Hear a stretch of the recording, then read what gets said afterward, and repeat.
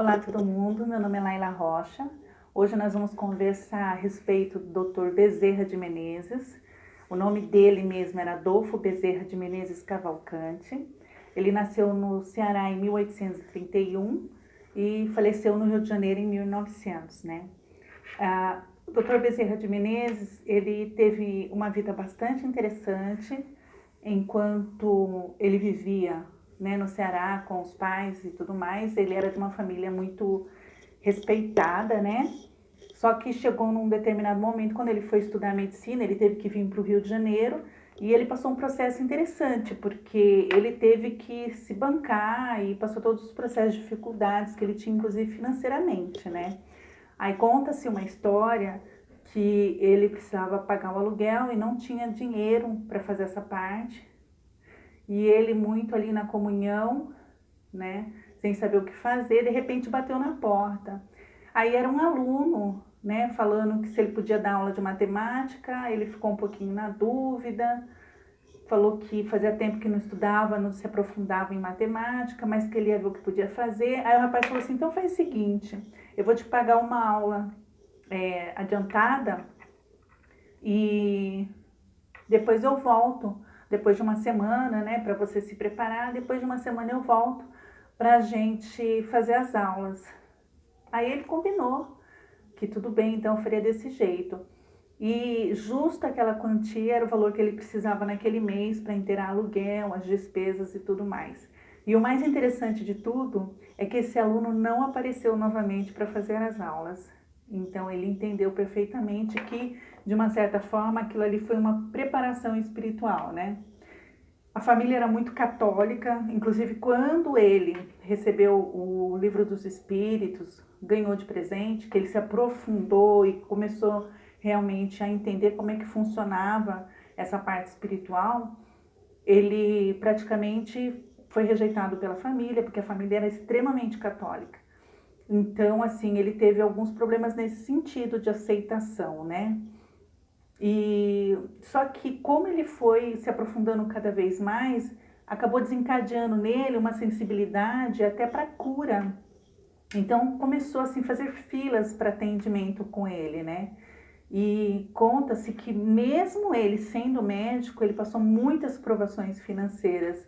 Tanto é que, por exemplo, às vezes aparecia algum paciente que não tinha condições de fazer o tratamento, ele tirava alguma coisa dele e dava para o paciente para comprar medicamento e tudo mais, né? Inclusive, a última das coisas que ele tinha era o anel dele de formatura, que uma mãe levou o filho, precisava fazer um tratamento, a mãe não tinha dinheiro, a mãe dessa criança, e ele se desprendeu do anel para poder estar ajudando essa mãe no tratamento da criança. Então, assim, ele passou durante a vida dele ajudando muita gente, né? Tem um momento, por exemplo, que o filho dele muito doente, né, com febre altíssima, e aí ele não tinha mais o que fazer pelo filho, já tinha feito todas as medicações e a febre não baixava. Nisso bateram na porta dele falando que tinha uma pessoa que estava muito doente que precisava dele, né? E aí ele ficou dividido entre o filho e fazer esse atendimento. Então o que ele fez? Ele voltou, fez uma oração, colocou o filho dele nas mãos de Deus, apresentou ele em oração e foi fazer o atendimento, né? E assim que ele foi fazer esse atendimento, a febre do filho dele passou automaticamente. Então, assim, ele tinha uma ajuda espiritual muito forte, né? Um amparo espiritual muito forte. Aí, depois de um certo tempo, ele precisou sair da medicina porque ele tentou entrar na política. E a intenção dele, entrando na política, era para estar ajudando, né, a sociedade, porque ele tinha essa visão de altruísmo, né, de ajudar o próximo mesmo. Só que ele se frustrou porque ele viu de perto como é que funcionavam os bastidores e ele teve que, infelizmente, abandonar a política também, porque ele entendeu que ia gerar muitos conflitos, né? Porque, inclusive, na época da abolição dos escravos, existia muita controvérsia e, assim, para ele era uma certa dificuldade enfrentar o sistema, na época, né? Mas, enquanto político, ele defendeu muito a parte da abolição, a forma como foi feita e tudo mais. Aí, fora isso, que eu acho interessante estar dividindo com vocês, conta-se que o Chico Xavier e o Bezerra de Menezes, isso contado por o Geraldo Lemos Neto, que inclusive esse Geraldo Lemos Neto, ele trabalhou muito de perto com o Chico Xavier. E um dia ele teve um sonho que para ele foi uma revelação e foi muito forte, ele foi conversar com o Chico Xavier a respeito.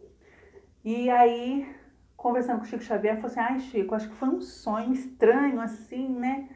E contou pro Chico Xavier, e o Chico Xavier naquela calma disse que falou pro Geraldo Lemos, né? Geraldinho, não foi um sonho. Isso aí que aconteceu no seu sonho foi uma revelação. Por quê? Tanto eu como Bezerra de Menezes, nós viemos de Capela. E em Capela, tanto eu como Bezerra de Menezes, nós tínhamos cargos altíssimos dentro de um comando. E adivinha quem foi que apertou o botão para desencadear uma bomba em Capela? Foi Bezerra de Menezes.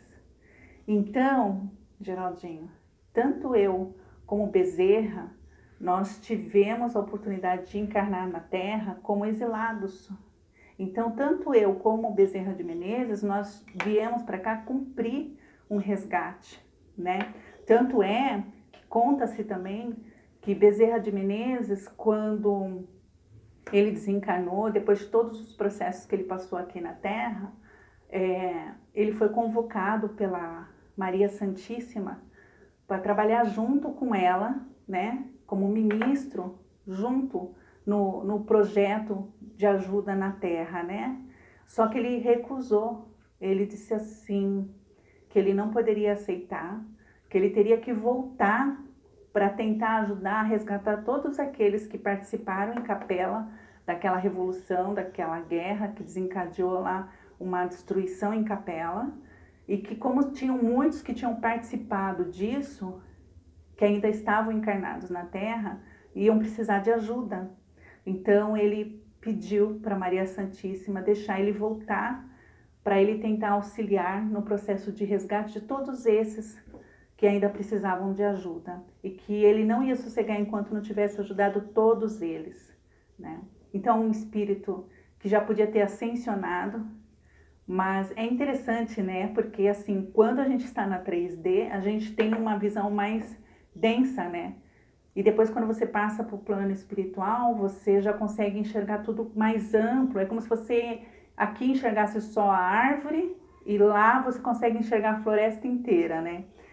E foi isso que aconteceu. Então, Bezerra de Menezes ainda está, né, nos auxiliando para todos aqueles que participaram daquela rebelião poder ascensionar também.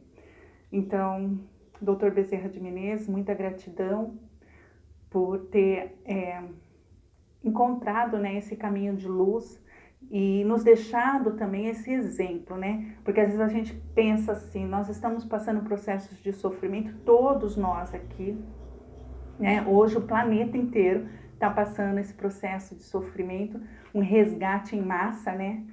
Um processo assim de desgaste emocional, físico e espiritual, mas nada é por acaso. É isso que nos faz enxergar esses exemplos espirituais, né, desses seres que passaram pela Terra, mostrando pra gente, né, que ninguém é inocente, ninguém é vítima, né? Existe um porquê de tudo que está acontecendo no planeta.